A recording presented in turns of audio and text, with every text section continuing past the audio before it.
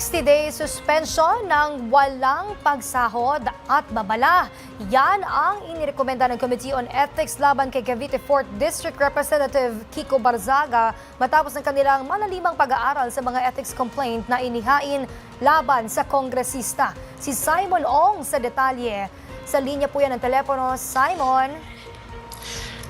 Princess, tama ka dyan. Hinatulan ng guilty ng Committee on Ethics and Privilege sa pangunguna ni Chairperson Committee at 4-Piece Party List Representative JC Abalos, si Cavite 4th District Representative Kiko Barzaga dahil sa paglabag at pagyurak sa panuntunan at reputasyon ng Kamara.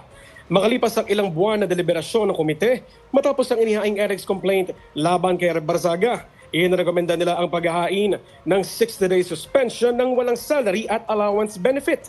Ganyan din na mahigpit na pagbabalang kapag umulit siya ay magre-resulta ito sa mas mabigat na kaparusahan. Ayon pa sa komite, kinakailangang i-delete na Barzaga ang lahat ng kanyang social media post na umaabot nila sa 24 laban sa mababang kapulungan sa loob ng 24 na oras matapos maaprobahan ang rekomendasyon.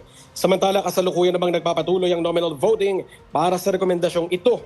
Kapag naaprobahan ng mayorya, agad na ipapataw ang parusa. At yan lang muna ang latest. Para sa totoong balita sa Bagong Pilipinas, Simon Ong, Congress News.